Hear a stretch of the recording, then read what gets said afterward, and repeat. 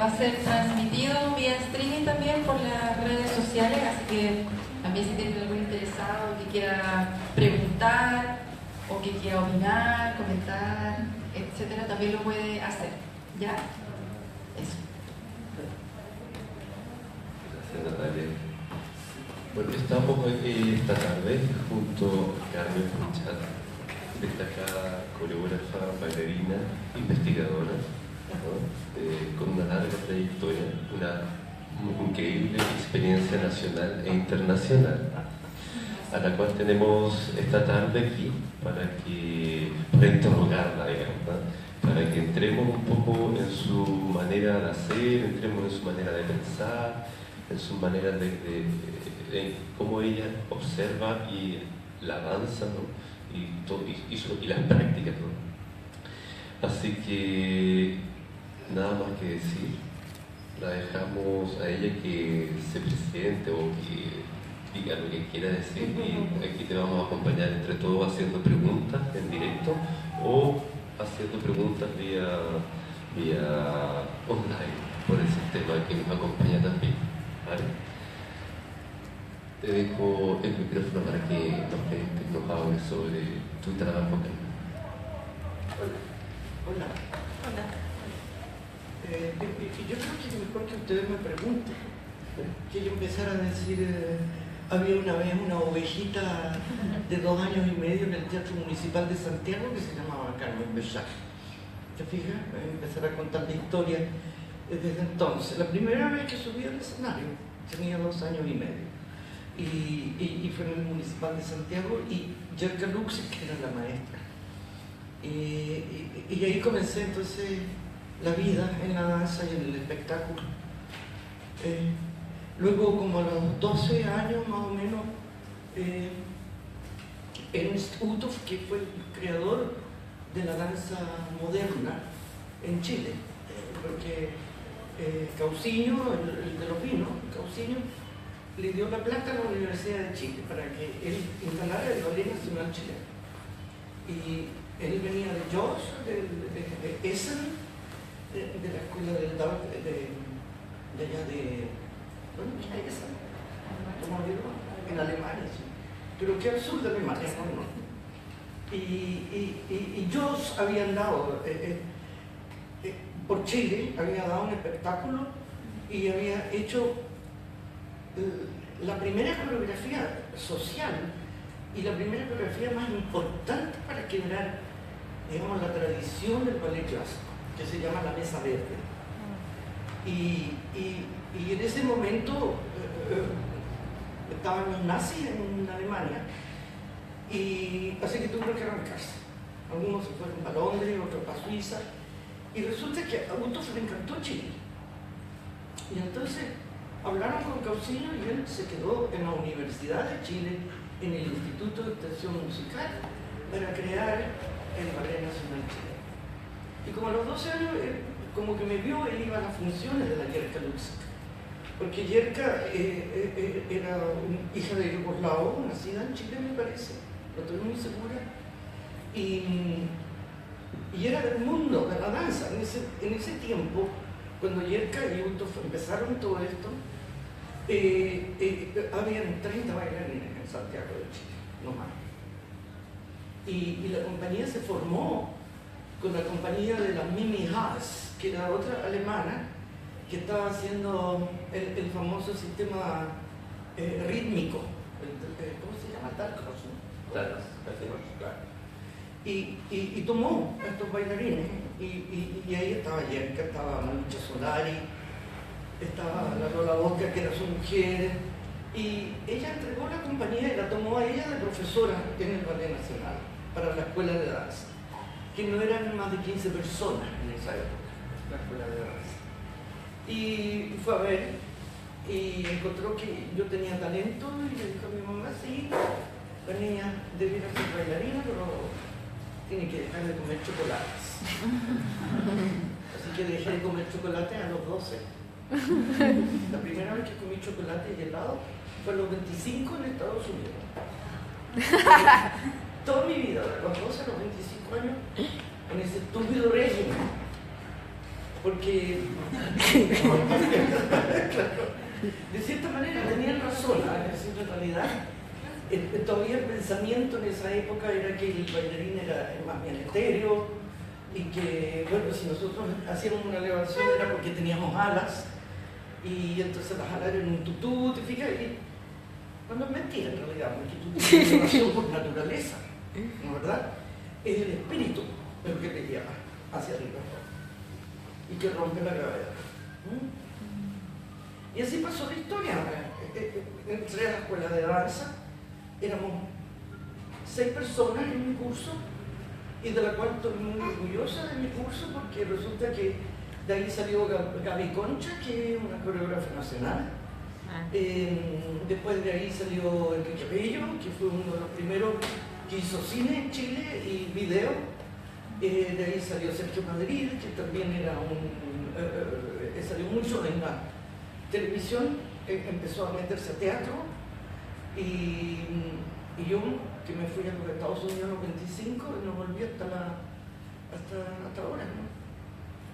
Y todavía voy y vengo, digamos. Pero he estado en Chile ya desde los 92 enseñando en la Universidad de Arci. Después volví a los Estados Unidos, después me trajeron de nuevo a Valparaíso y así iba y venía y he bailado toda mi vida. ¿Qué más les cuento? Yo creo que ella es una poca bailarina chilena que tocó vivir una época interesante en Estados Unidos. Sí.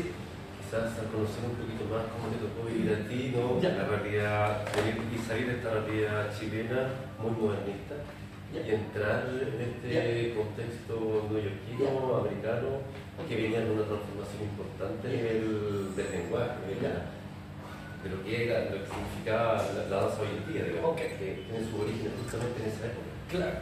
Bueno, terminé la escuela y entré al Ballet Nacional por unos años y bailé con estos. Y más o menos como una pequeña guerrilla, que no les voy a dar detalles porque no me gusta hablar de las guerrillas y de la envidia y de los chiqueros, me gusta hablar de la belleza que nos entregó Uto, la Vodka y Patricio y la Giovanni, qué sé yo. Y entonces lo que pasó era que me empecé a aburrir un poco de esas pequeñas rencillas. Y esas rencillas llevaron a que Uto se fuera para su casa y no volviera a la universidad. Y entonces yo pensé y dije, el maestro se fue, me voy yo también. Y esperé como unos 2 años, mi matrimonio empezó a andar mal y dije, esta es la mía. Y decidí entonces partir a Nueva York detrás de Merce Carina. Mientras yo estaba en el Ballet Nacional, sucedió que uno de los grandes bailarines chilenos que Uto creó fue Óscar Escauriaza. Y Óscar Escauriaza era bastante clásico, a pesar que Uto nos enseñaba moderno, el sistema Laban, Good, Joss, Laban y Leder. ¿No? Teníamos ese sistema. Pero había bailarines en el Ballet Nacional que habían tenido una tradición clásica y Óscar era uno de ellos. Y en una clase me puse a jugar con el Óscar. El Óscar me tenía buena a mí. Encontraba que yo era un poquito maceteada, un poquito demasiado alta para el ballet clásico, pero que era buena para eso. Entonces hacíamos competencia y estábamos entonces haciendo el training justamente con uno de los gallos que llegó, XXX, que llegó a reemplazar a Luto. Y estaba haciendo un training y él me dice, te apuesto que tú no haces un doble tour. Los doble tours lo hacen solo los hombres en el ballet, no lo hacen las mujeres. Y entonces él salió, hizo doble tour y salió por la diagonal para allá, qué sé yo, volvió al lugar como se hace, ¿no?, en la escuela tradicional clásica. Y yo me tiro y le hago el doble tour. ¡Pum! Y entonces los que se quedan así me dice, te apuesto que no se entrega. Y entonces fue bum, bum, bum, bum, y esos 3 tours es algo casi imposible de hacer. Y lo hizo, yo, chuta, me fui para la diagonal, y me tiro y hago los 3 tours, pero no alcancé a hacer el tercero y me caí en el suelo y me hice una discopatía. Entonces estuve mucho tiempo colgado. Hola. Aquí estoy. Entonces estuve mucho tiempo colgada con tracción, que se llama. En esa época, en los años 60, por ahí no había estas máquinas que hay ahora que simplemente te tiran y de a poco te van estirando las pinas, sino que te hacían un cachado así de palo, como medio medievales, así, y tú tenías que estar con las patitas así, te ponían una faja aquí con una cuerda y un peso allá adelante, para que te fueran tirando los pinos de a poco. Y yo era bastante, siempre como que, porque por ser gordita, maceteada y pensar que yo no iba a ser la primera bailarina del Ballet Nacional, entonces yo me empecé a meter por otro lado. Era una mujer bastante intelectual, chica, era muy buena alumna en el liceo y quería estudiar medicina, pero mi madre me dijo, bueno, pero tú, qué sé yo, nosotros todos pensamos que tú no ibas a ser bailarina, y ahora quieres ser doctora, ¿qué es eso? Si usted va a la escuela de medicina no me baila nunca más. Entonces dije, yo no voy. Entonces prefiero seguir más porque yo ya estaba como haciendo la carrera. Y entonces leí mucho durante ese periodo que yo estuve en la cama, de todo. Y había amigos míos que eran muy refinados. Y había uno que estaba en Nueva York y que había hecho un video pirata de Merce Cunningham. Se había ido a la Musical Academy of Music y había puesto la cámara así, una Super 8 de cine porque no existía el video. Una Super 8. Y entonces grabó Winter Branches, que es maravillosa la fotografía de Merce Cunningham. Y bueno, entonces se consiguió un Super 8, un proyector de Super 8. Y mientras yo estaba en cama así de repente, veo Winter Branches de Merce Cunningham. Y dije, chao, me voy detrás de él. Y así entonces me presenté a la Fulbright, la cual la perdí. La ganó la Gaby Concha. Y yo la perdí, pero la secretaria del instituto me llamó, del Instituto Chileno Norteamericano, me llamó y me dijo, oye Carmen, ¿sabes que nosotros vimos tu proyecto y te hemos visto bailar? Y te vamos a pagar un pasaje porque sabemos que tu hermano, que es arquitecto, vive en Filadelfia y te puede recibir en los Estados Unidos. Así que me pagaron el pasaje y yo llegué a Nueva York y viví un tiempo con mi hermano, pero mi hermano también así bien me dijo, quédate en Nueva York, porque a eso vienes, a Nueva York, vienes a buscar a Merce Cunningham. Merce Cunningham no daba visas en esa época. Entonces tuve que ir a la escuela de la Martha Graham a sacar la visa. Y la Martha Graham me la dio, por supuesto, y tuve que hacer los 4 años de la Martha Graham, lo cual yo hice en 2. Entonces me acuerdo que la Graham una vez me preguntó, ¿tú de dónde? Yo le dije, yo de Leder. Y me dijo, ¿y de qué país? Y le dije, Chile. Ah, y me dijo, mariposas, butterflies. Y así me fui quedando. Y la primera coreografía que yo bailé en Nueva York era de una alumna egresada de la Martha Graham, la Joy Gutierrez, que me invitó a bailar con ella, porque, como te dije, lo hice rápido. Porque al mismo tiempo, entonces, que yo estaba estudiando con ella, Lucas Howen me había visto dar un examen en la Juilliard, la cual tampoco me aceptaron, porque era muy maceteada, muy alta y muy vieja, ya tenía 25 años. Entonces, se acercó a mí y me dijo, oye Carmen, si tú quieres estudiar composición conmigo, ven a mi clase. Así que estuve entonces en esa época, junto con la Graham, con el Lucas Howen estudiando composición en Juilliard School. Y también investigaba mucho con un tipo que se llama oye, estoy viejita, de repente se me olvidó, entonces, Alvin Nicolás. En Elm Street Playhouse tenía Alvin Nicolás, que era como uno de los modernos, ya echándose al postmoderno. Ya él usaba video, usaba proyecciones en los trajes de los bailarines, y la técnica que enseñaba el Alvin Nicolás era maravillosa. Entonces investigaba, me iba a la escuela, por eso lo hacía muy rápido todo con la Graham, porque no me interesaba tanto Era maravilloso estar ahí y conocerla y verla, que ella entraba por los pasillos de repente y nos miraba a hacer cosas, y etcétera, etcétera. Pero el estilo no me interesaba tanto.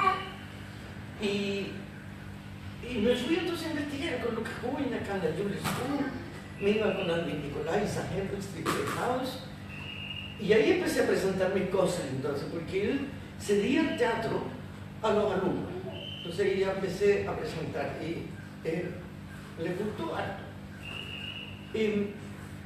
Paralelamente a eso, entonces también hacía clases de ballet clásico para mantenerme no tan maceteada y tan alta, y hacer ballet clásico, para entrar en lo que se dice en el mundo, en el commonplace, en el mundo común de lo que es un bailarín, ¿no es verdad?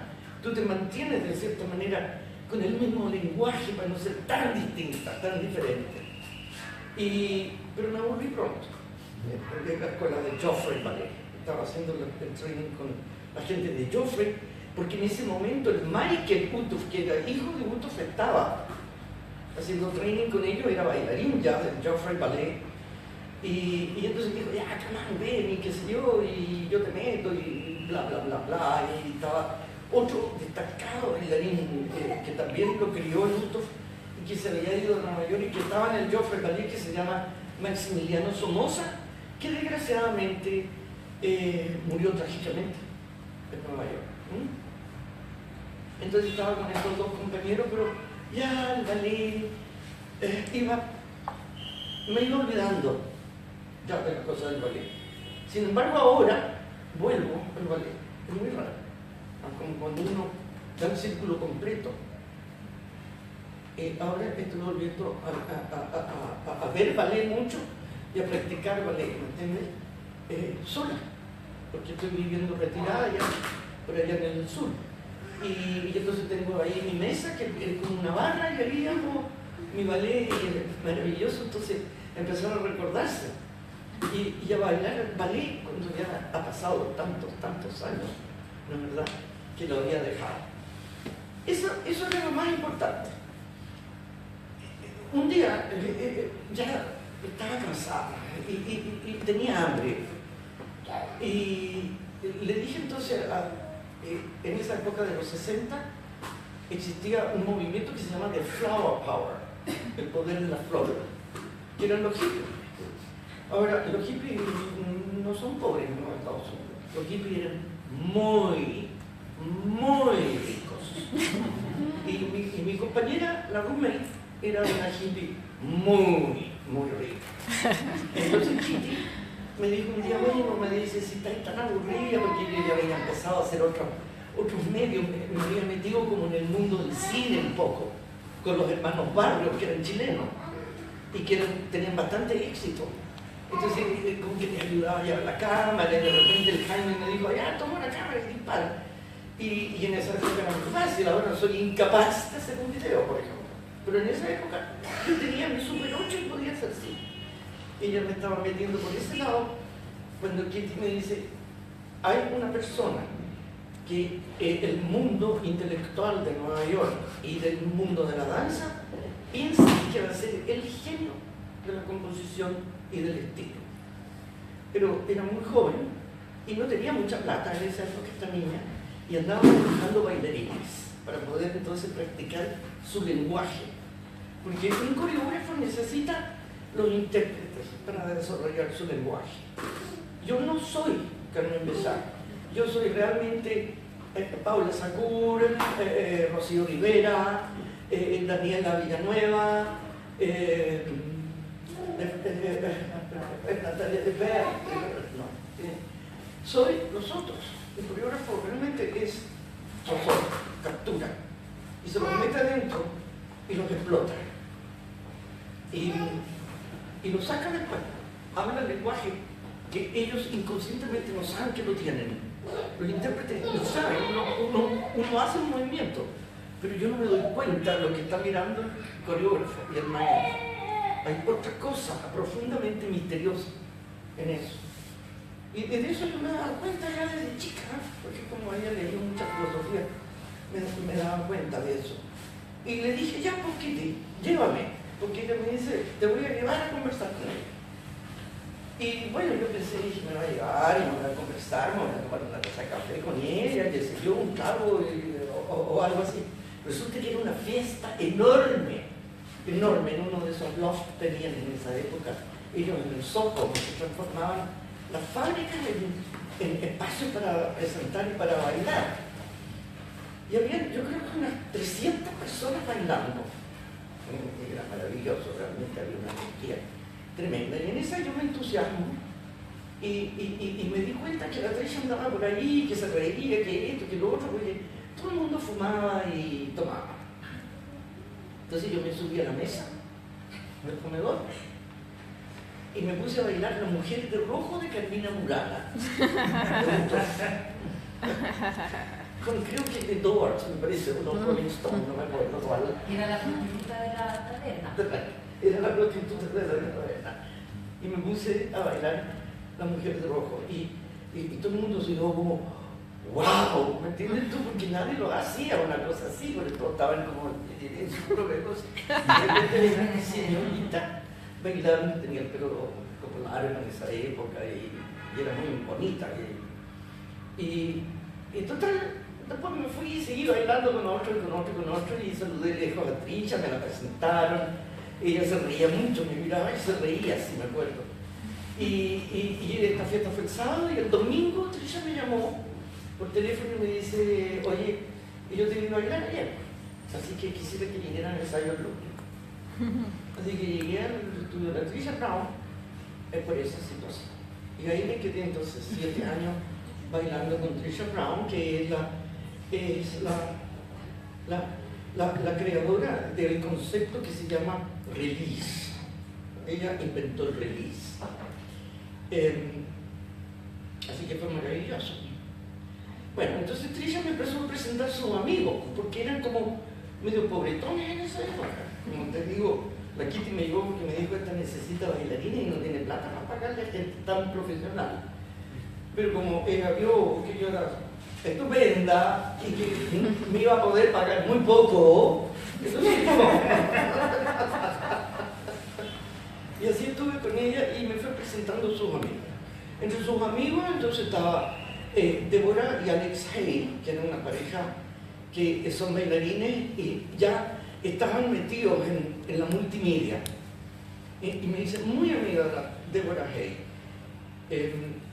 Tanto porque yo necesitaba una amiga espiritualmente y era gente que iba con hombres y mujeres, era gente que estaba abierta a todo. Entonces era exquisito porque era cariñoso el asunto. Yo me sentía con esa pareja, Alex y la Débora. Después se separaron, desgraciadamente, como todo sucede. Sube, baja, todo, hasta el amor. Y entonces, después entonces la Débora me dice un día, oye, vamos a ver a un gringo que es muy simpático, te va a encantar. Y fui entonces al estudio de Richard Nonas, uno de los escultores más importantes que hoy en día, ¿no es verdad? En esa época no era nada importante. O sea, también un hippie metido en un loft por ahí, usando sus utensilios de carpintería y su madera, y preocupado de la naturaleza y todo eso. Y entro y había ahí un joven, pero que te contra un hermoso, y requete contra simpático, y requete contra buen bailarín, y era Steve Pacton.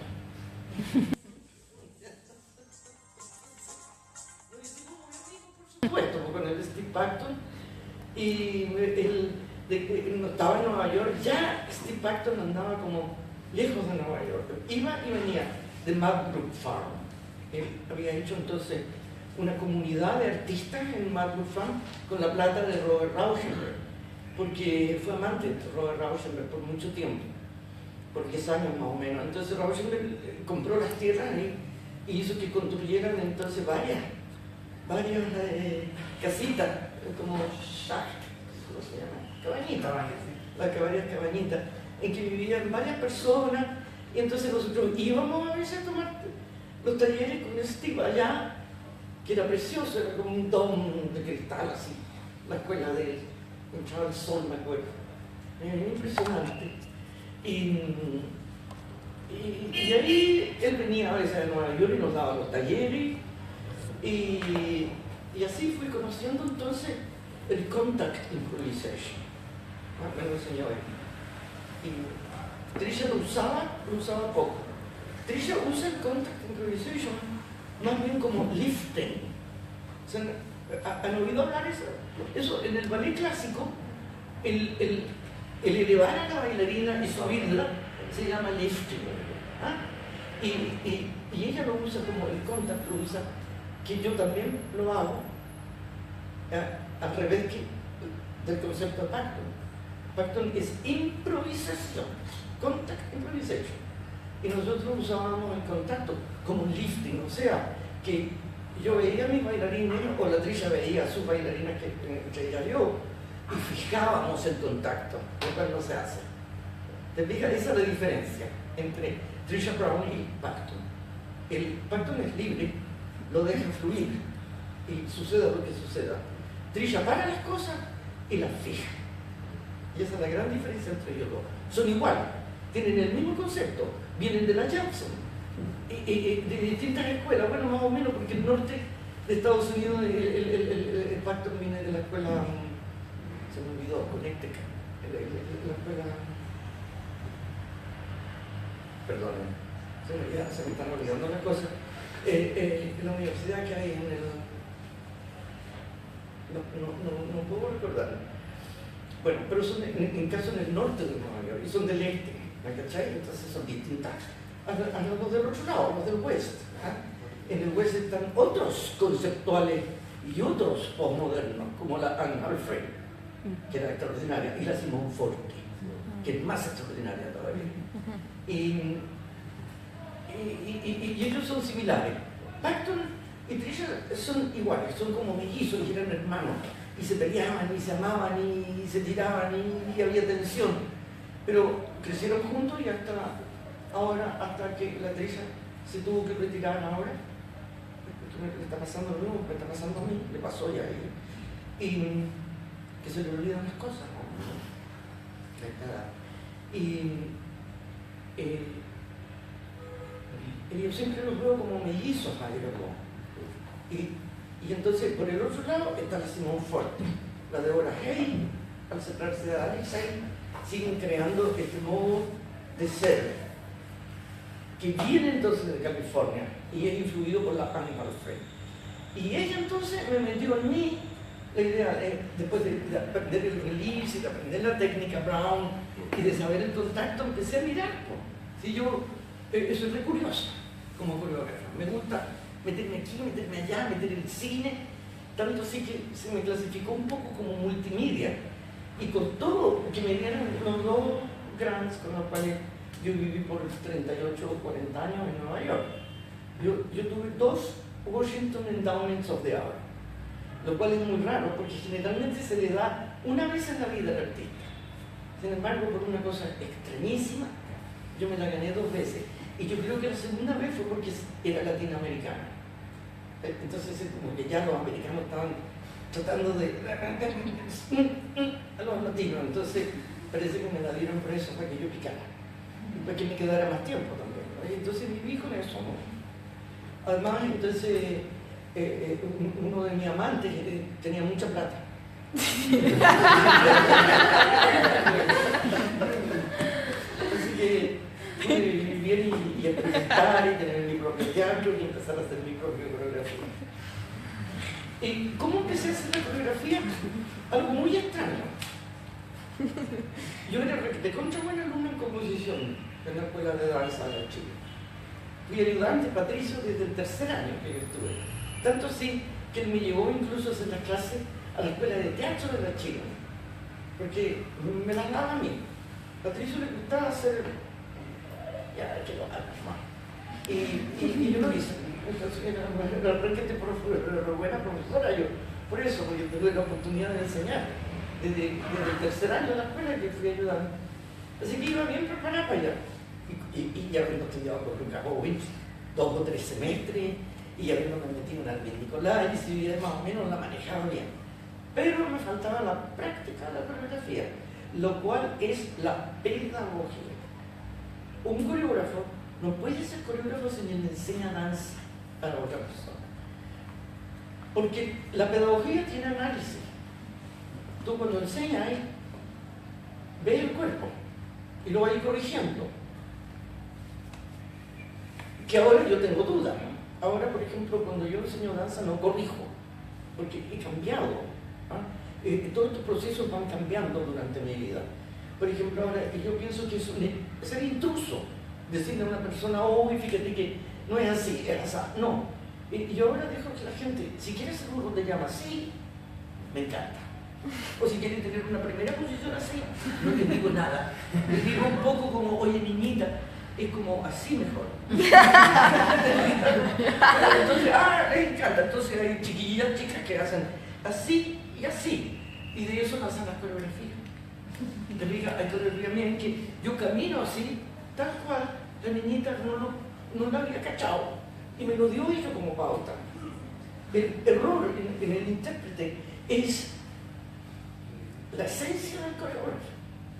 Si tú tenías un intérprete que te hace todo lo que te concha bien, fantástico, estupendo. ¿No? La Rivera me hace absolutamente todo bien, siempre. ¿No es verdad? Pero hay intérpretes que se caen de repente, por ejemplo, o que no la cachan. Y eso es fantástico. El error es la esencia. ¿Sabéis por qué?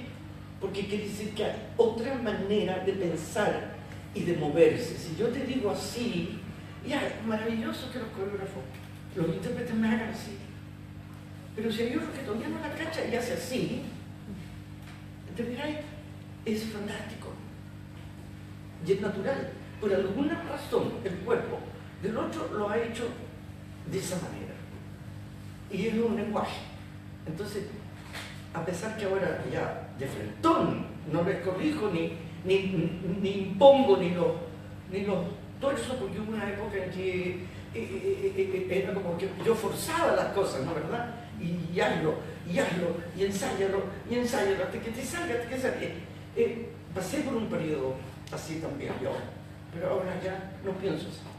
Ahora no fuerzo al ser humano, no fuerzo al espíritu del intérprete, ¿no? Y así fue pasando. De los errores fui sacando entonces un idioma propio, porque me gustaba el error. Bueno, entre unas cosas, ¿no? ¿Qué más digo? Comenzaste quedando un poco porque comenzaste a observar, ¿no? En el medio en el que estaba, viendo los otros coreógrafos, claro. También comenzó a surgir tu propio lenguaje, Exacto. tu propia creación. Claro, cuando entré en pedagogía, análisis. Claro. El pedagogo tiene análisis, claro. ¿Qué fue lo que tomaste? ¿Qué fue lo que dejaste? ¿Qué es lo que perdura? Claro, no perdura nada. No perdura nada porque todo es fluxus. Todo cambia. Constantemente está cambiando. Yo mañana no voy a hacer la misma de hoy, ni ustedes tampoco. Nos vamos a reencontrar, por supuesto, y vamos a conversar, pero no vamos a hacer lo mismo, ¿te fijas? Porque cada segundo estás cambiando, estás yendo hacia toward something, hacia algo, forward, hacia adelante. Quería comentar un poco sobre algunos conceptos que igualmente en el workshop también aparecieron y que ahora con lo que tú también estás comentando, con lo que tú estás hablando, me parece que sería súper interesante de abordar, como esta idea de la democracia en la danza, la idea de la diversidad de cuerpos, de estilos, de lenguaje, de inclusión. Claro. De la posibilidad de bailar con libertad y no como encasillándose en ciertas, lo formal que también aparece, y que creo que igual es muy sintónico también con lo que estamos intentando transmitir con esta idea de comunidad de acción, que también vemos también que tú hoy en día también sigues bailando, por ejemplo, que es algo que puede ser algo que quizás en un momento, y que todavía no sé, es muy curioso cuando hay gente muy joven que se dice estar súper vieja para bailar, ¿no? Como dicen, no, yo tengo 25 años y ya no puedo bailar, y es como... Oh, come on. No, entonces como esos conceptos que quizás emergen en lo que tú estás comentando y que me imagino también que provienen también de esta corriente que tú viviste, ¿no? Claro. También comentaste de la inspiración de ciertos coreógrafos de personas no bailarinas, por ejemplo. Sí. Entonces, quizás Claro, si podrías comentar entonces, un poquito. bueno, dejemos de hablar de la Carmen Pechá, que es una obligada. Entonces, hablemos de lo universal, de la cosa que es realmente el movimiento. El movimiento entonces se llamó postmoderno norteamericano y tuvo su centro en la sede de la Jackson Church, que la Jackson Church, el cura de ahí era un estudiante de teatro y después luego se dio el lugar para que todos estos cabros chicos, porque en esa época Trisha y Deborah y Parker eran jovencitos, eran como así, niños como ustedes, ¿no?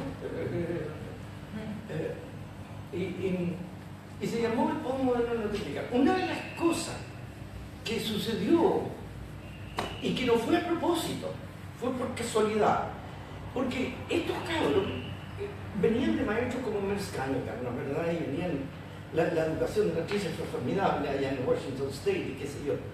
Y empezaron a hacer sus experimentos y empezaron a descubrir que el cuerpo no era tan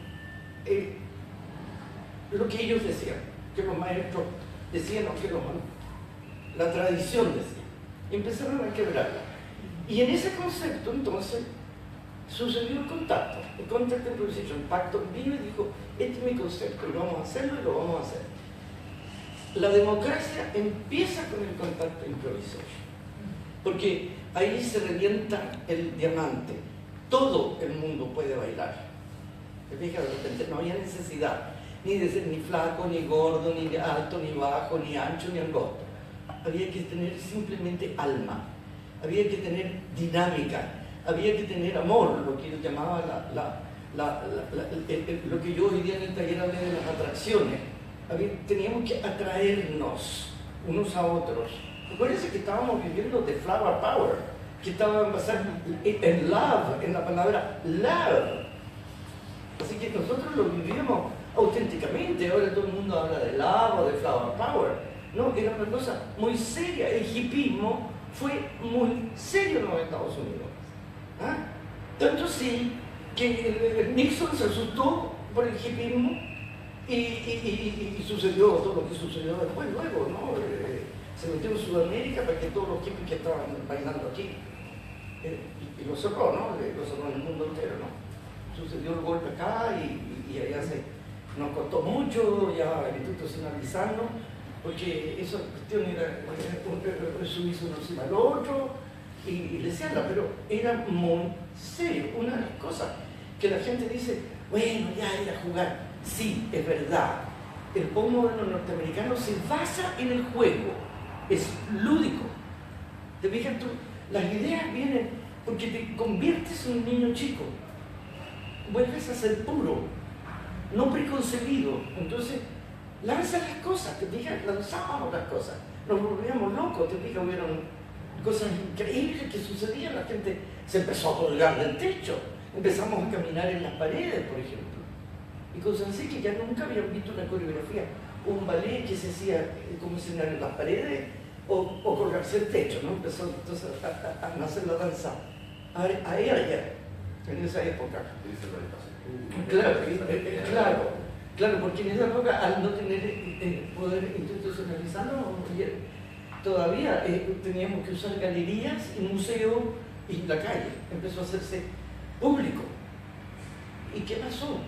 Que todo el mundo quiso bailar y todo el mundo venía a tomar clases con nosotros y todos hacíamos contacto y estalló el diamante.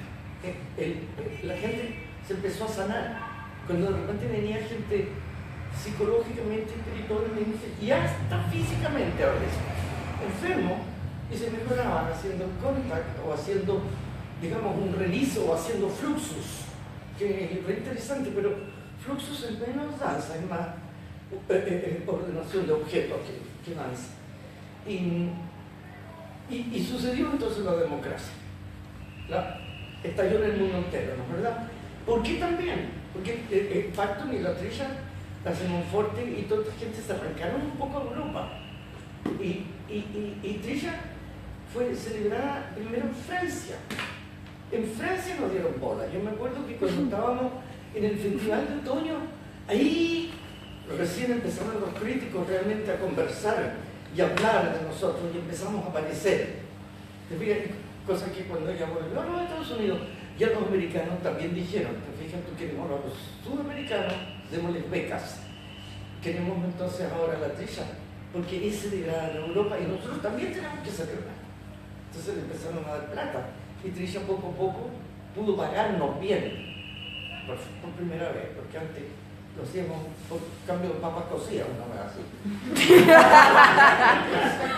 Un poco como nosotros ahora.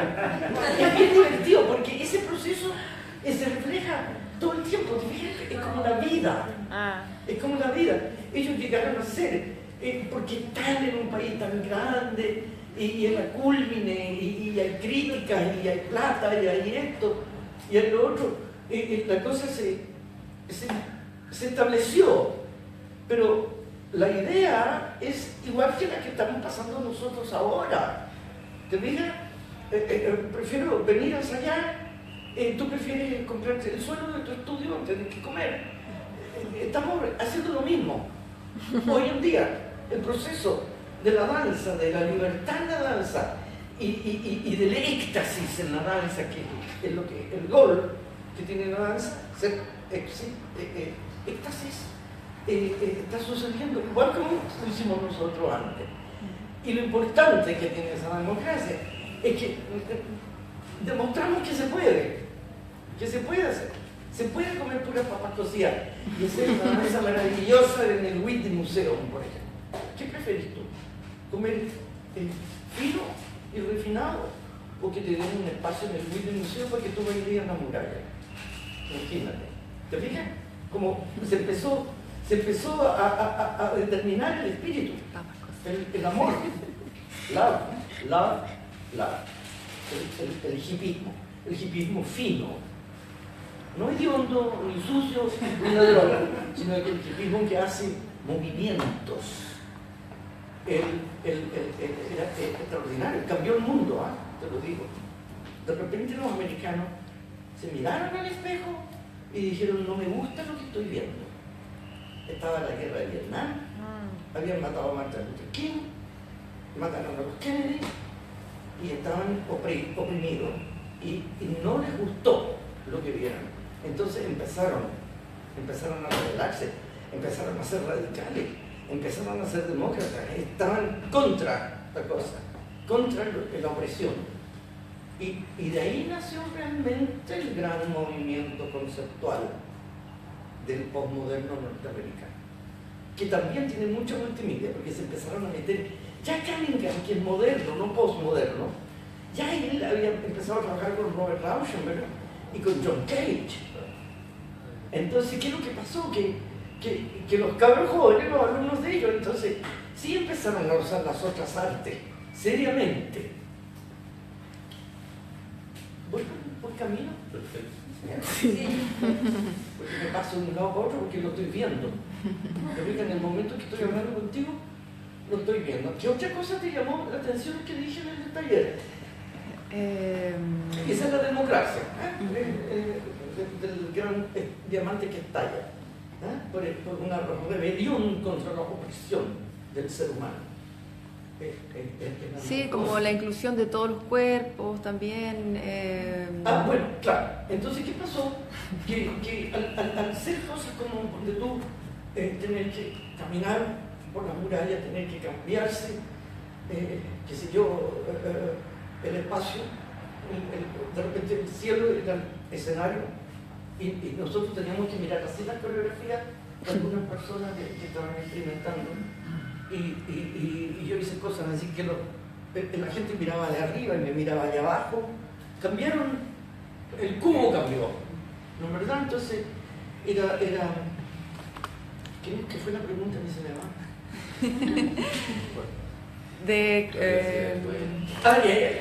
Claro, entonces al tener tanta dificultad, porque cuando tú en Trilla en Contact Improvisation, nació lo que se llama la terapia.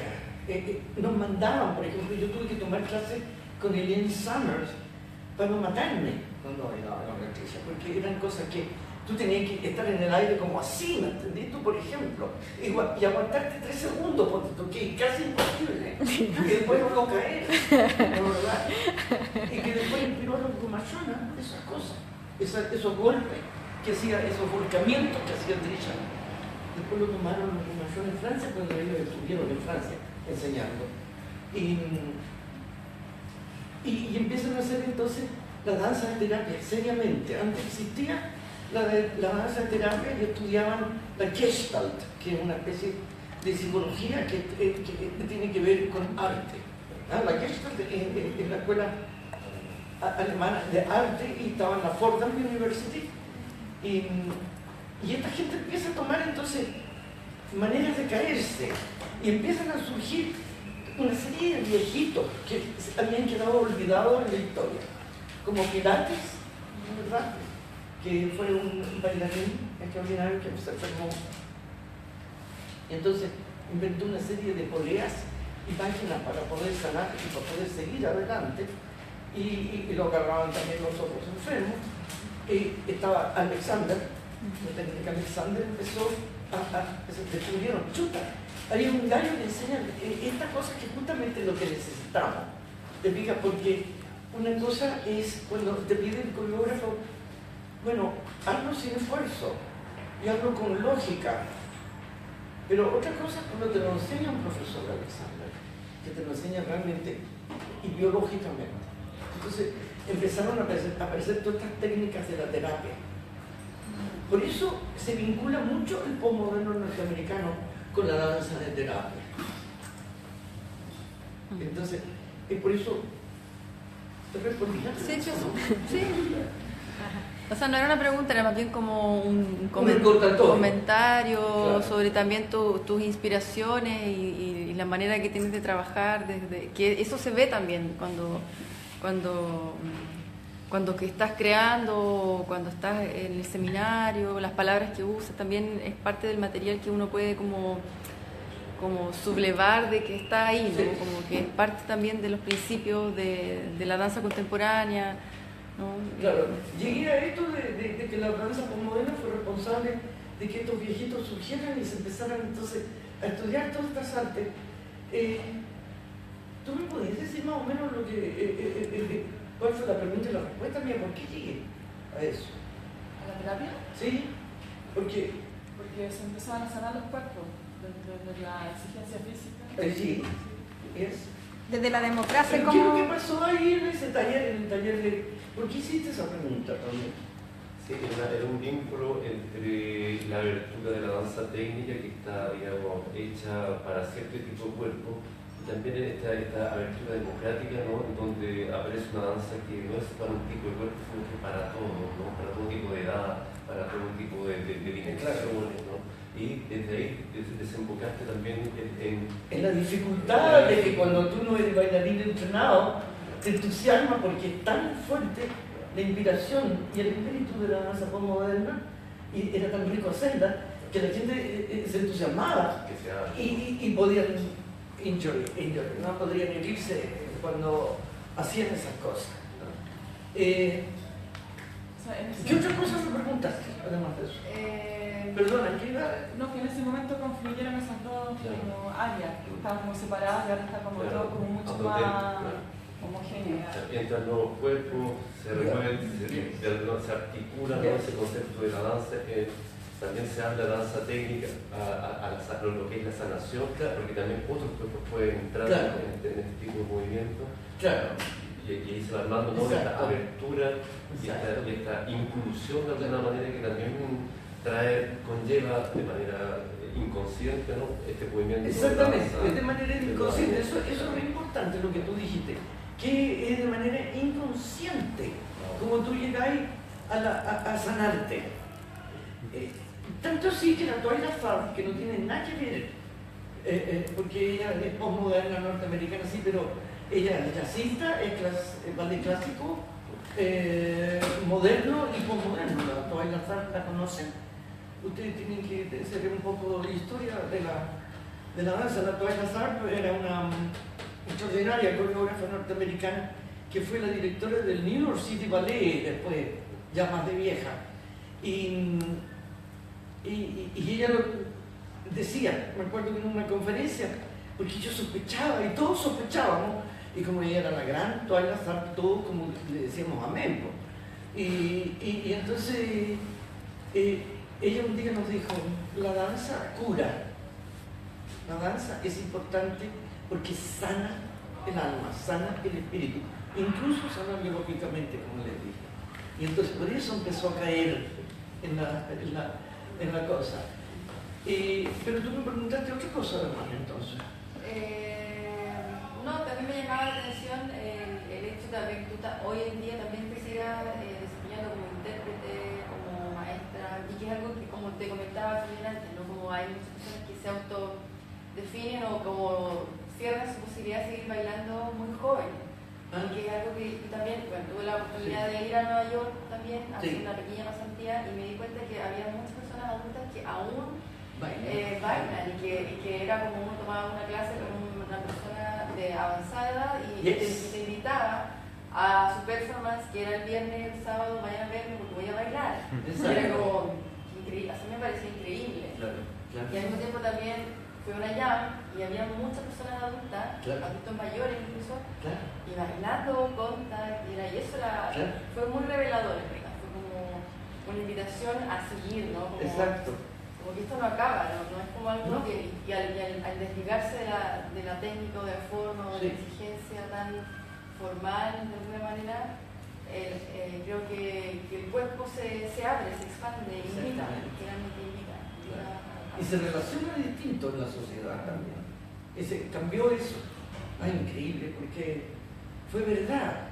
Digamos, de repente sí, como que nuestros abuelos y nuestros padres decían, está media loquita, todavía le estamos fumando todo el tiempo, eso está cuestión de amarse. Qué cosa tan rara, eso se hace de iglesia, no amarse. Pero no, mentira, uno ama, punto. Ama todo y a todos. Y por eso uno hace arte, porque es el amor lo que impulsa, ¿no es verdad? Y ese amor también entonces es la vida. Tú no dejas de bailar, tú no dejas de amar. Aunque termine tu matrimonio, o que termine el otro, que termine este de allá, tú no dejas de amar, seguir enamorándote. Yo tengo 76 años y te juro que cada vez me enamoro de alguien. Paso por el camino a alguien y digo, chuta. ¡Wow!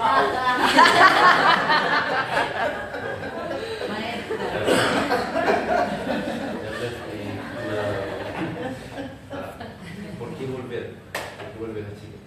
Yes. Ok, bueno, varias cosas. Como te digo, esa injury que me hice en Chile y luego la separación con el padre del hijo mío hizo que yo me arrancara a la casa de mi hermano y pedí, me presenté la FUNRED, la perdí. Entonces me la dieron de todos modos, los norteamericanos me pagaron por lo menos el pasaje y el Ballet Nacional me mandaba $100 al mes. Y mi mamá también, nosotros hicimos así que vivía con 200, después ya empezaba a vivir y todas estas aventuras que les he estado contando y como llegué entonces a ser parte de este grupo, parte de este movimiento, ¿no? De este movimiento conceptual, se llama el movimiento conceptual de los norteamericanos, que influyó, pero en todo, en la política, en la medicina, en todas partes, se reventó la cosa. Ya no era que tú eres doctor y que tú eres bailarina, así que córrete. No, trabajamos juntos con el paciente. ¿Entiendes? Una cosa así. Y entonces me vine de los Estados Unidos porque cuando yo tenía como más o menos 37 años, 38 años, ya la Trisha estaba tomando gente de 20. Así que yo no me la podía, simplemente. Entonces me dijo, sálete. Entonces dejé de bailar con Trisha y me fui a enseñar entonces en CW Post College y ahí creé la escuela. El decano me dijo, no entiendo nada de lo que me estáis hablando, pero suena bueno. Entonces me dice, hacete el minor en danza para después hacer la escuela de danza. Y entonces me entregó la escuela de teatro, tenía el departamento de danza y me entregó a mí a cargo de ese departamento y hice un minor, teorizando el postmoderno norteamericano.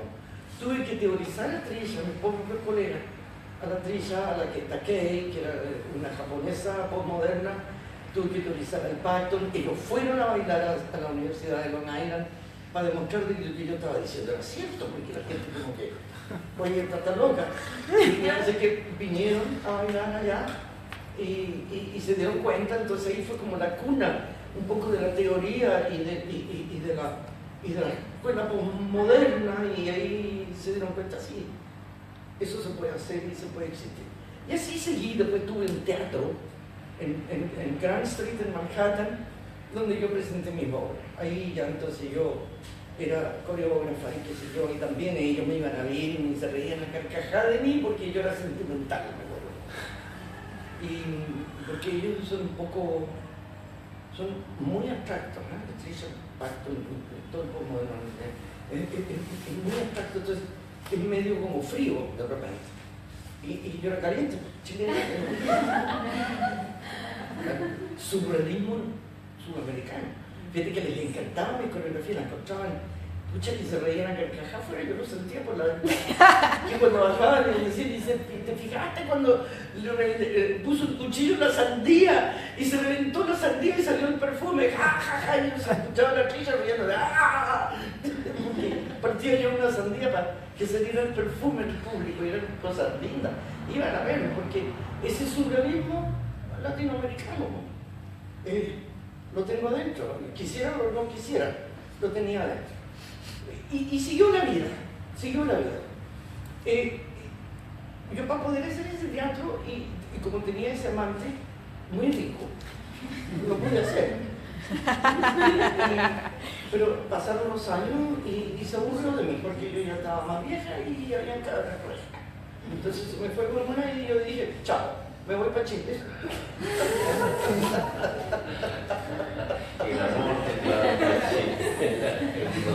Entonces dice, claro, el amor, porque todavía me llama por teléfono y me dice, ¿estáis haciendo las cosas bien o no?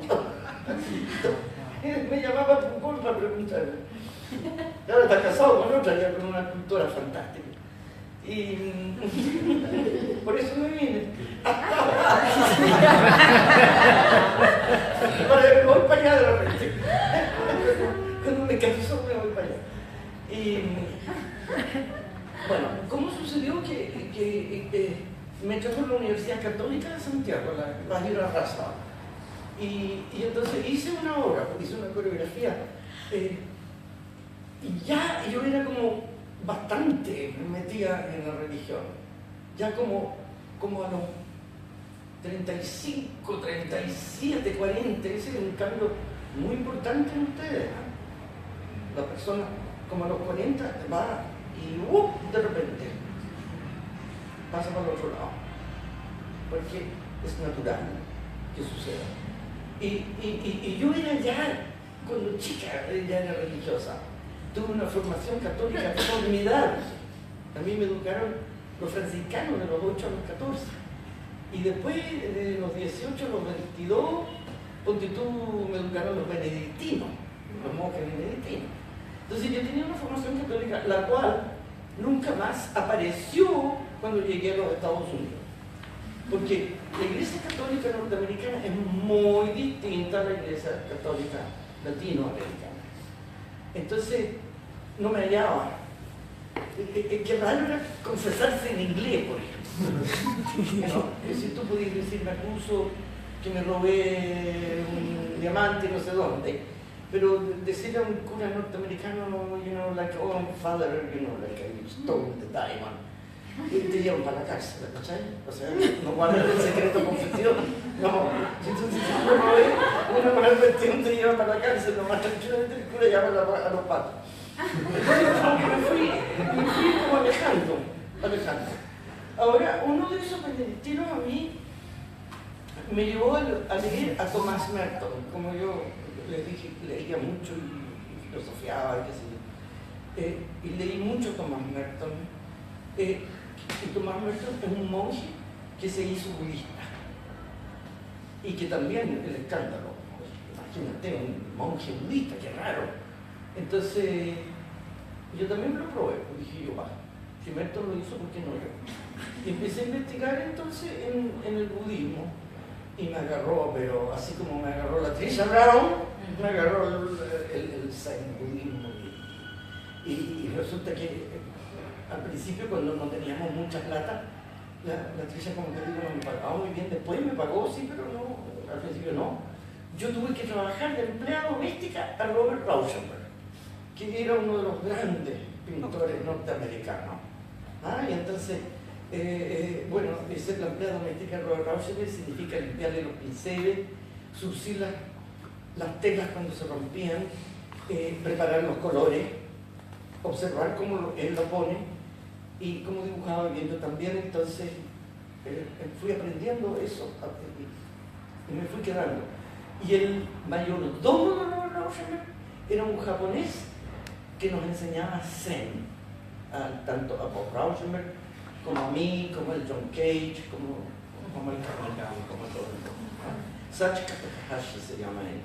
Y sí, y me enseñó a cocinar, a limpiar, a ser verdadera y a plantar. Me enseñó a que entendiera la semilla. Y como Estados Unidos y Nueva York tienen muy poco espacio, me lo enseñaba en un cajoncito.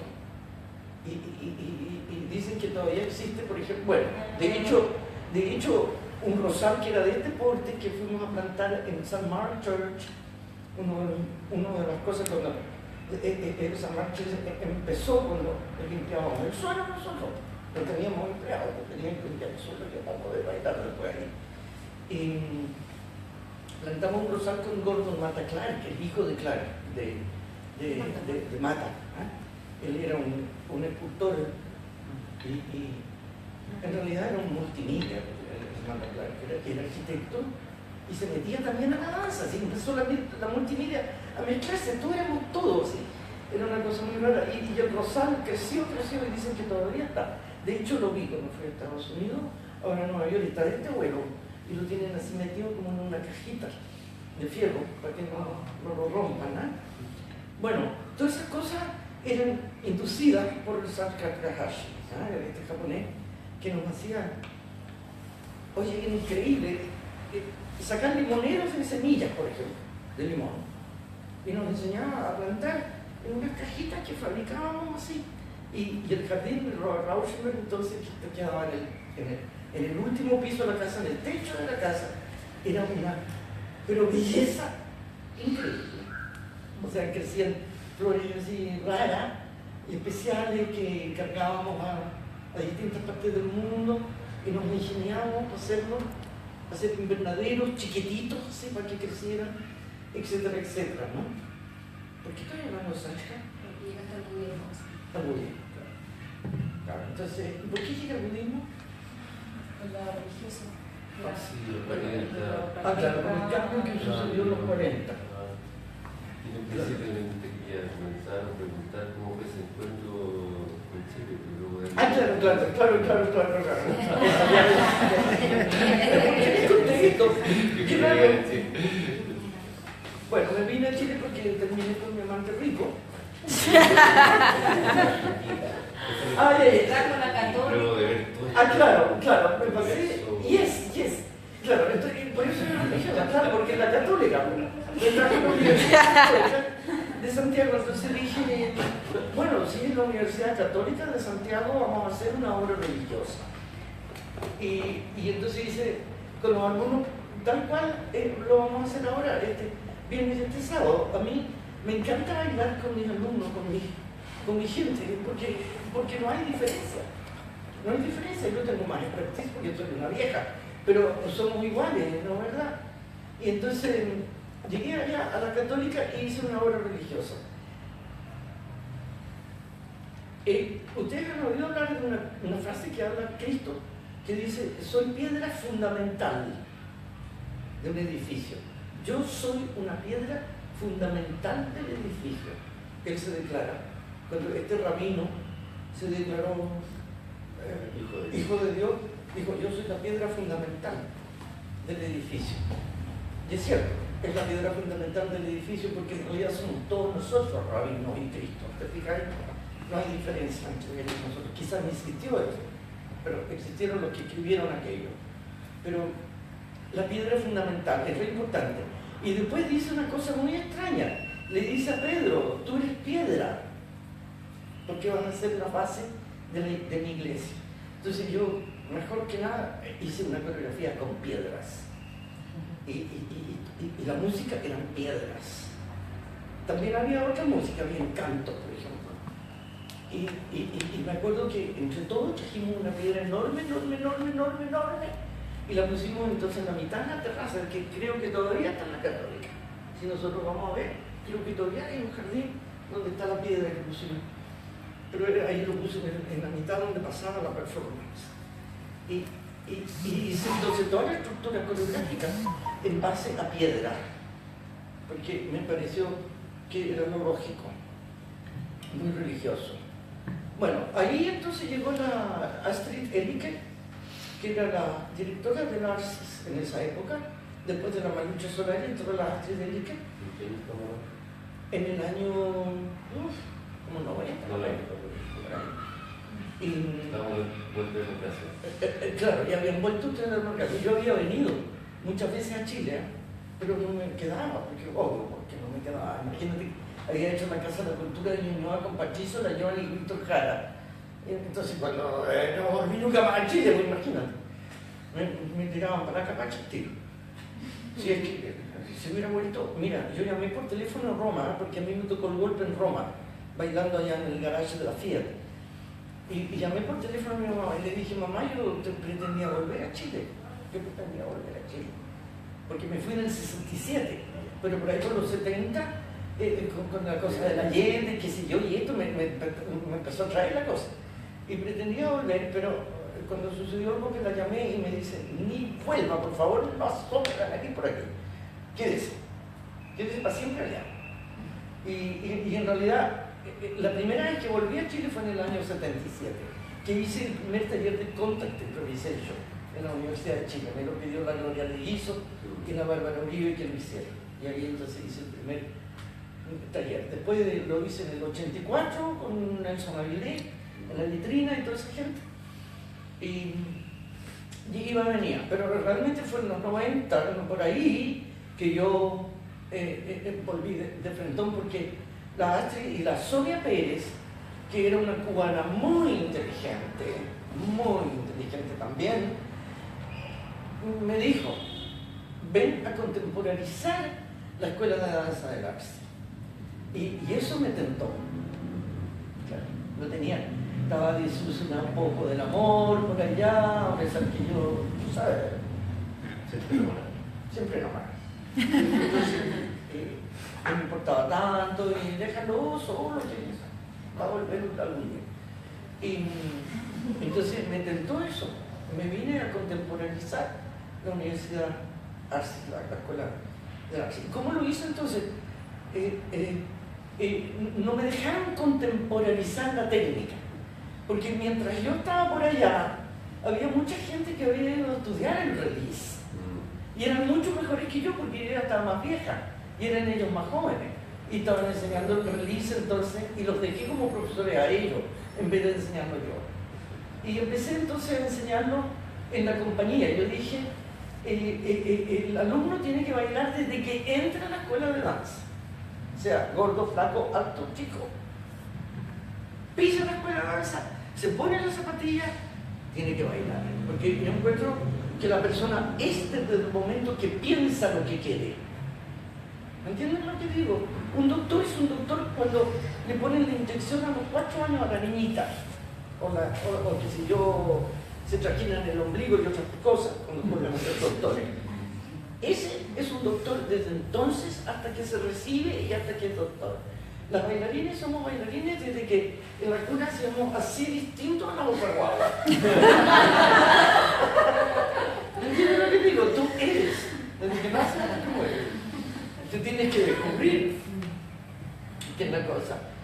Así que dije a estas cabras jóvenes que eran mucho mejor, la Elisa Rodríguez, la buena, Y ¿quién otra? Estaba, no me acuerdo ya, Relisa estaba. ¿Quién otra vez enseñaba Relisa? No me acuerdo. Sí. ¿Quién? Marcelo Ortiz. No.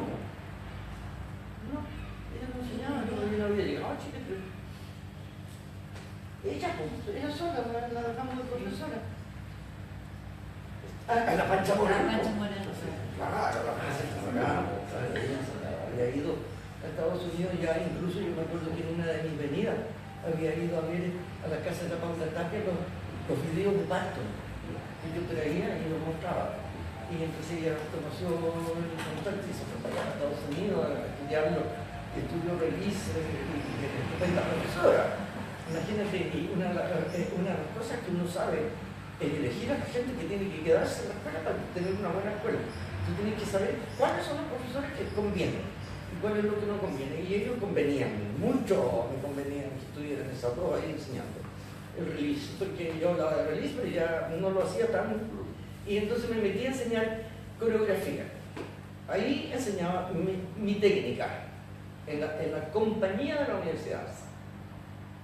Que después también me hicieron la grande porque empecé a meter al Bellas Artes, empecé a meter a los de teatro y empecé a meter a los de música y empezaron a hacer la cuestión de la música, de la cátedra de la música, de la Juana Millar y la gente de teatro era formidable.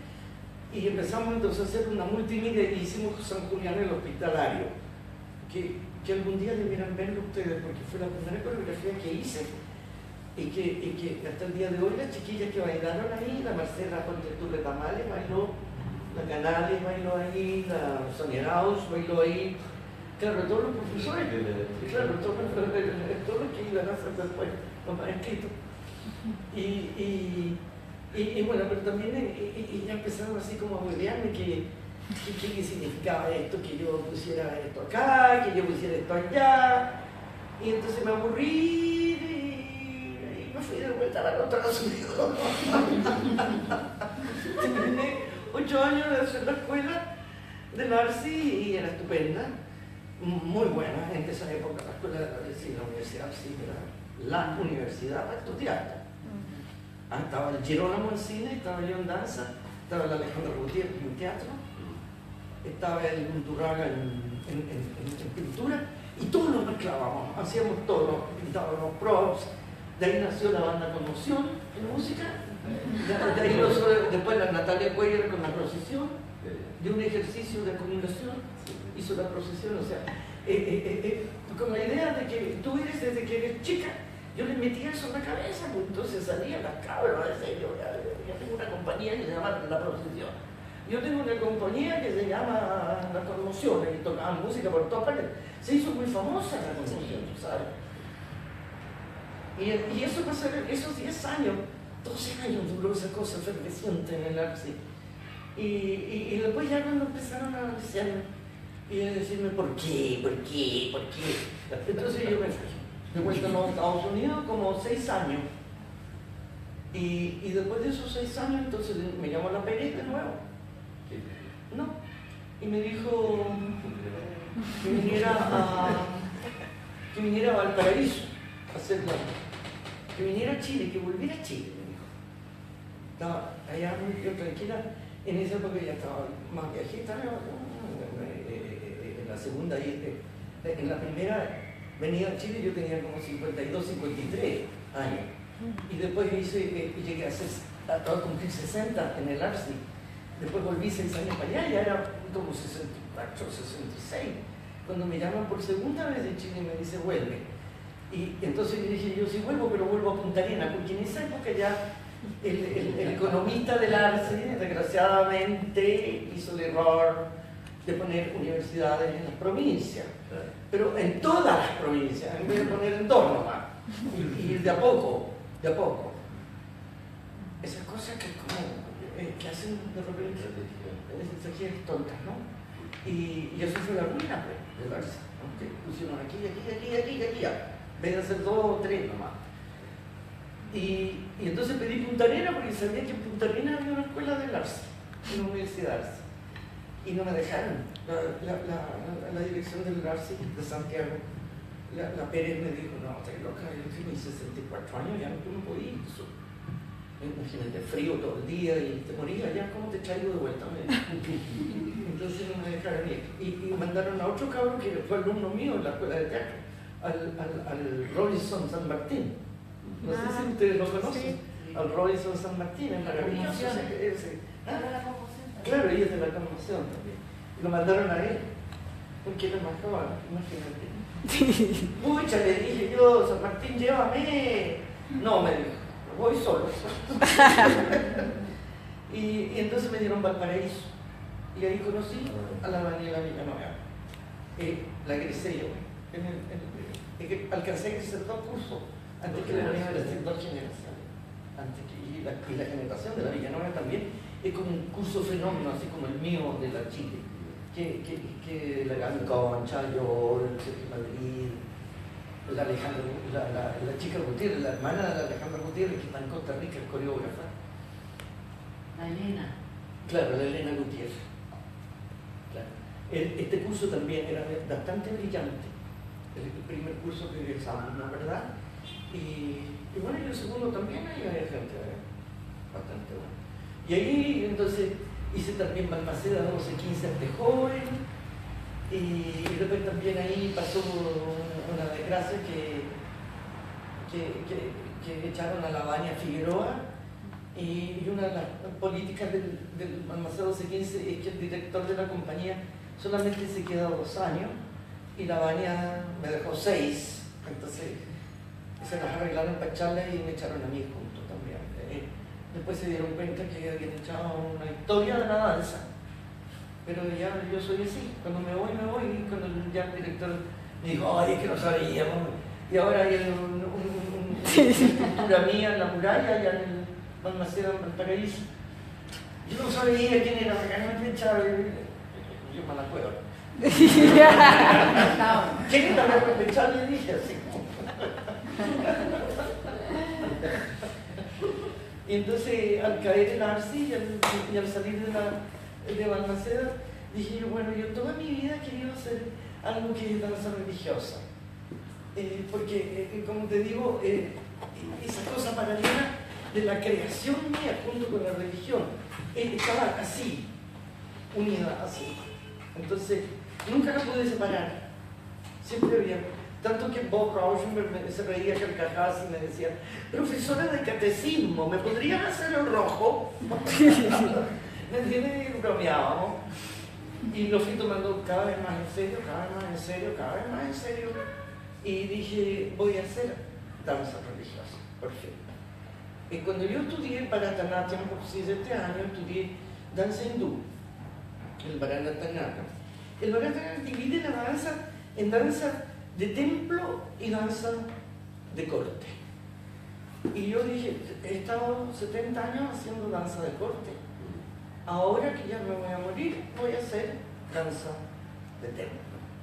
Entonces fui y me construí una casa allá en el sur, en Pucón. Tenía esa tierra, la había comprado con los ahorros que iba juntando yo en un chanchito. Y me compré la tierra, mi sobrino me compró porque era de él. Entonces la repartió así y me dio un pedazo. Nunca la conocí hasta que construí. Y ahí, una vez creo que fui en calma y la encontré espantosa porque era pura mura y cosas. Y mi hermana me dijo, calma, hay que limpiarla y qué sé yo, la tierra.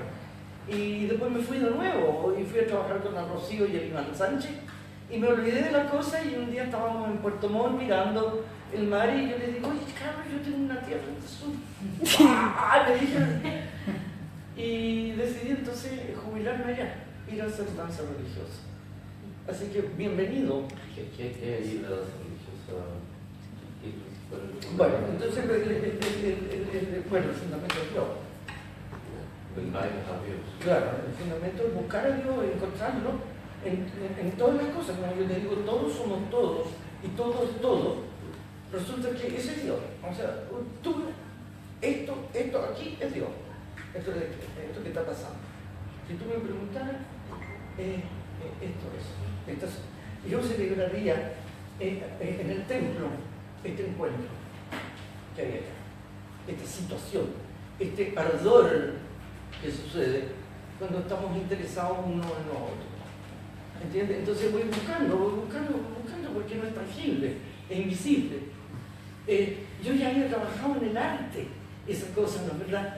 Porque tú, Bata Clark y Juan Downey eran de cierta manera religiosos. No habían dicho que ellos eran religiosos, pero eran. No se sabía bien, pero eran, ¿no? Es muy curioso. El postmoderno, fíjate que el arte postmoderno tiene mucho de religión, sin que se diga que es religioso.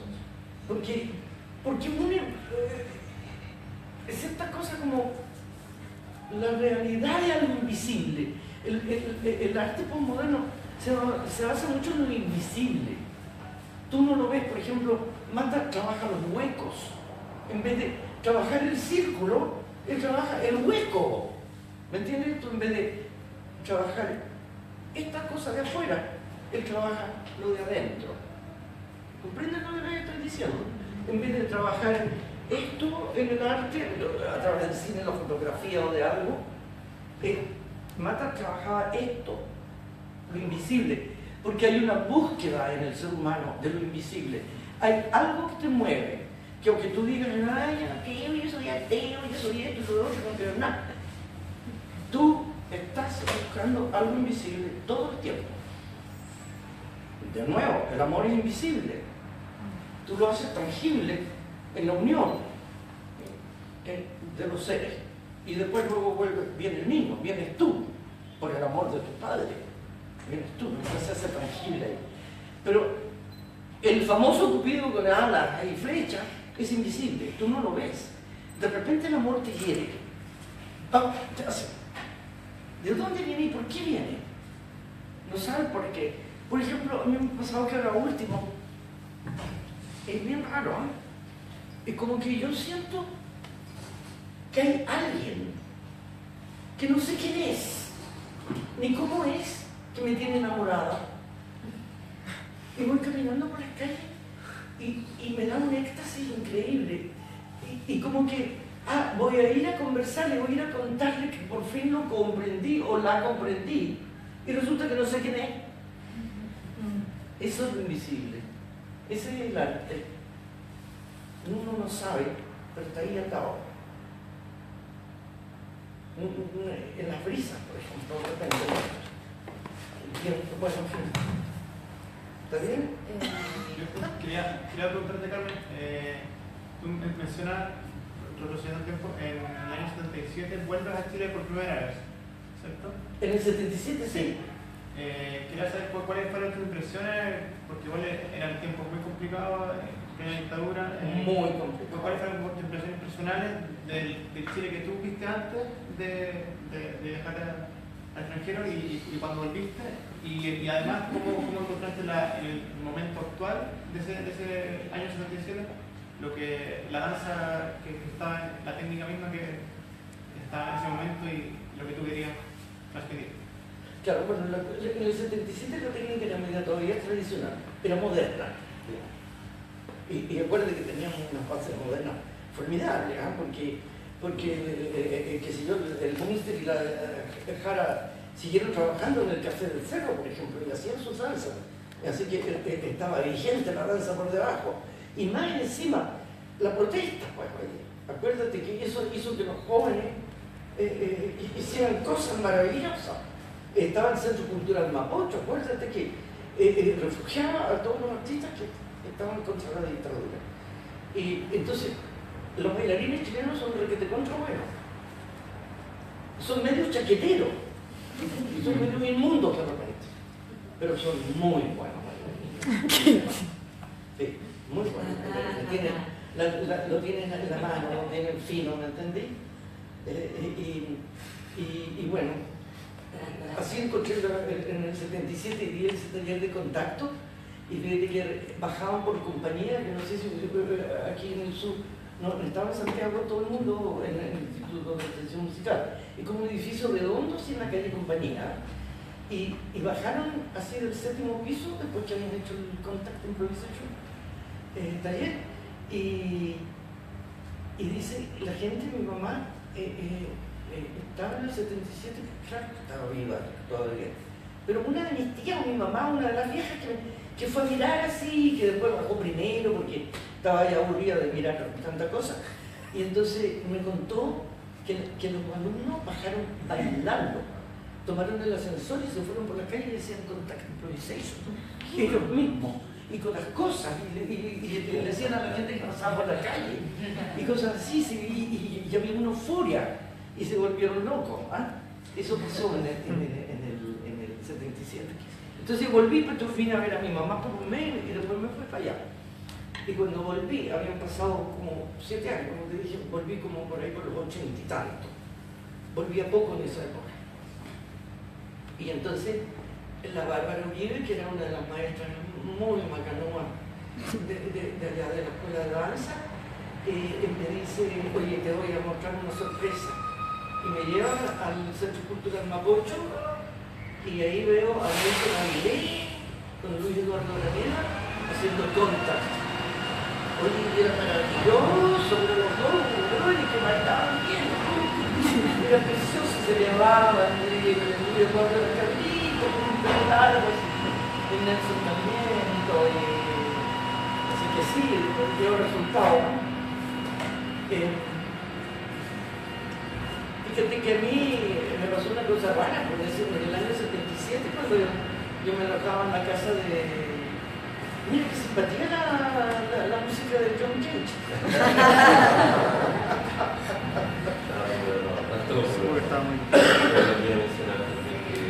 Nos queda poquito tiempo. La galería lamentablemente cierra. Así que no, te pido cerrar tu misma cierre todo. Y agradecerte esta cantidad de experiencia.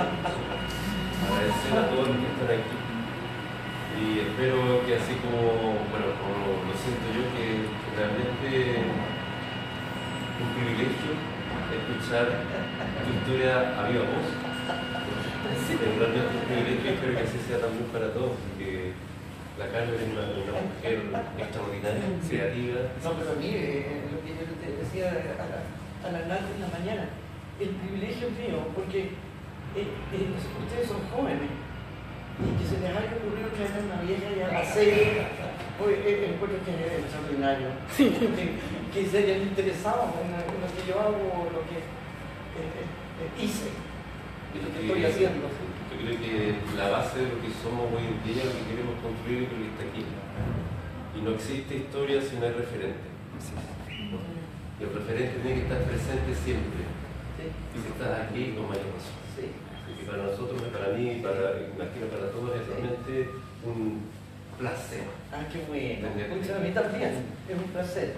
Como te digo, es un placer. Así, yo le pregunté a la Nati, ¿por qué me llaman? ¿Cómo sabes de mí? Porque se me había olvidado que lo habíamos conocido en Santiago. Habíamos estado juntas en Santiago, ¿te das cuenta? Porque me extrañó así, una niña tan chica, ¿cómo por qué? Era una cosa que y me encantó porque justamente empieza, porque está empezando. Y las cosas mejores son cuando uno empieza, cuando uno decide, chuta, voy a hacer esto, es lo más importante. Ya cuando lo aprendí, lo así, no es tanto. Cuando ustedes tengan teatro, tengan 4 salas y tengan 5 profesores con sueldo, no va a ser tan interesante como ahora.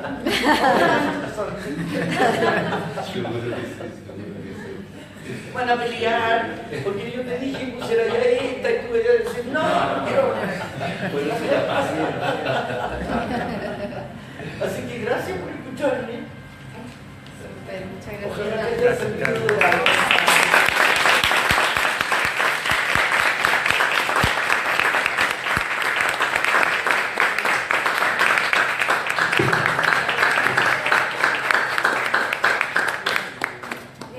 Una cosa cortita, porque Jennifer Macol está haciendo un registro de archivo de Carmen, es una página de difusión, Aquí también se escucha carmenbellá.org.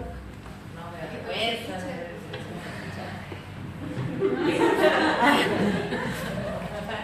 Vamos a aprovechar este momento que todavía estamos al aire sobre un material que se está realizando, que está haciendo la Jennifer McCall, que tiene me imagino, está lleno de archivos, fotografías, se llama carmenbuchat.org, donde encontrarán todo, me imagino, una gran parte de toda tu historia, de tus archivos, de tus experiencias. La Jennifer fue a Nueva York a buscar programas y pósters y para comprobar toda esta historia que yo le puedo contar, porque la gente piensa invento un cuento de hadas que está haciendo. Encontró 5.000 documentos que documentaban mi trabajo en los Estados Unidos. Tuvieron que comprar 2 maletas para traer. Y ahora, ¿qué voy a hacer con esos 5.000 documentos? No voy a tener un gol. Bueno, en esa página pueden encontrar todo ese material. Sí, esa es la idea, ¿no? Tenerlos ahí. carmenbuchat.org. Así que todo ese material va a estar ahí. Nada, gracias, muchas gracias nuevamente a todos. Muchas gracias a ti, Carmen. Muchas gracias, muchas gracias.